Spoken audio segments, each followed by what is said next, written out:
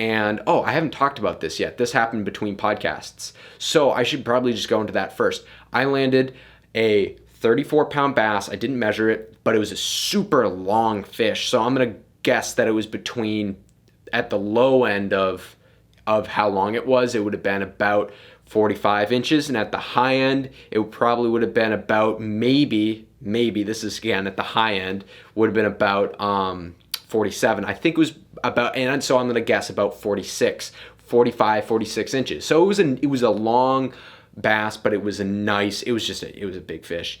And I was fortunate enough to land that bass this season. And that for me was just like so big. That was so big. That made me feel super happy to do it. We got it in extraordinary filming on it too. So stay tuned for the Striped Bass Hunt Show so you guys can actually see the whole hook up and fight of that fish. Drag screaming, getting hit by big waves, swimming around with it, crazy release. I mean, that whole thing was amazing.